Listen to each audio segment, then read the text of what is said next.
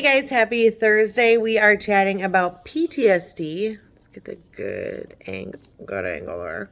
PTSD and marriage this week. So, um, honestly, I could probably talk a lot and a lot and a lot about this from like personal side of everything. At one point, I think I'm going to do this as like, because right now I'm going to speak more about me going through it as like the person actually going through it. But I do want to hit on at some point, I have to make a note of that, to talk about me going through it as the spouse of somebody else. And it's completely different.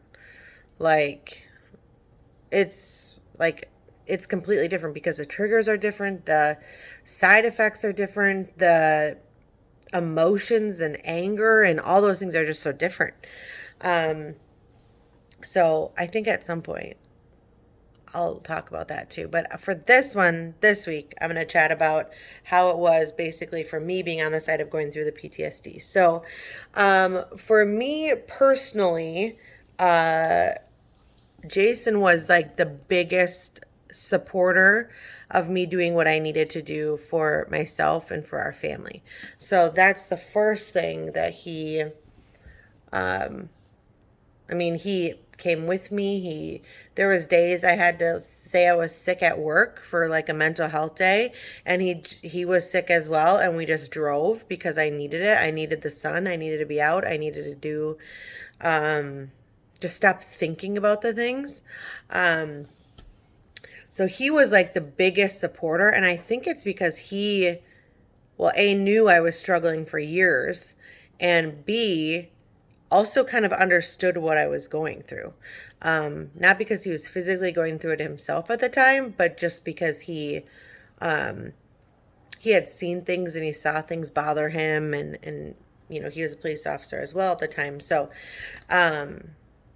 that that was very nice. But the things that really affected me personally with our marriage is like I gained weight because of the medication, so I didn't feel like I wanted to like be intimate with him, period. And like your sex drive just goes down. Like it's ridiculous. So that can cause issues in a marriage. Um I also like didn't feel worthy personally because as a police officer it basically was part of my huge identity. Like that was part of my identity. And that'll be another one I'll talk about. But I felt like not worthy. So I don't know. That one's kind of hard for me because it still kind of bothers me to this day. But I felt not worthy, which then meant like I didn't feel like I was good enough to do anything. So it just brought me down. It brought me sad. It got me depressed. It was bad. There was also times where I was pacing because I wasn't sleeping. So he lost hours and hours and hours of sleep because of me. And we had, I mean, at the time, 3 little kids. And the sleep and alone time we got specifically was slim to none. And he's like up, still being a police officer, trying to take care of me. So, those are a lot of the things. Also, oh yeah, this is a big one. I like stopped doing anything with anyone. I stopped reaching out to people. I didn't want to communicate. I was embarrassed about what I was going through. I thought everybody knew what I was going through. I thought everybody like outside of the world was like, who is this crazy person going through all this stuff? So I really felt like I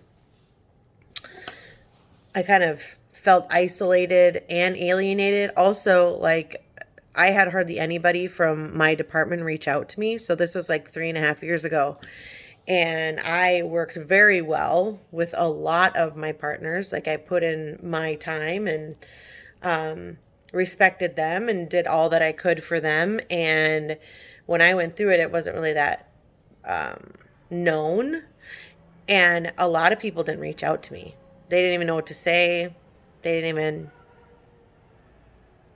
That was really, really sad. So if you know somebody who's going through this, just please reach out and just tell them you love them. Okay? Just say something like that. Not like I know what you're going through or anything, but like, unless you do.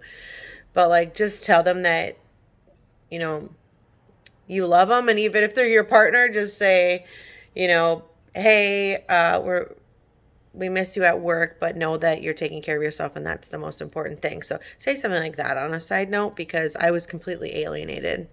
Like it was crazy, and it was really sad because our department isn't even that big, which makes it worse. Um but let me see if there's anything else. That wasn't really marriage type, but just throw that in there. Um and I also pushed Jason away a lot for all those reasons. Like, I was like, I need to take care of myself right now. And everything that you have going on needs to go on the back burner. Like, whether that was the right thing to do or not, I had to take my time and just be like, I needed to do this. This was my time. So this is a very long about me moment for this PTSD and marriage. And I honestly think I could go on and on and on and on about this. But just know that you're not alone, and that PTSD can be affected by not just law enforcement and not just people that have, been in war, veterans or anything like that. It can affect everyone who's here. So in this world. So just know that as well. And also look for those side effects a little bit with your spouse if you think something is going on. As always, this will be up on YouTube, and reach out if you have any questions. We'll see you.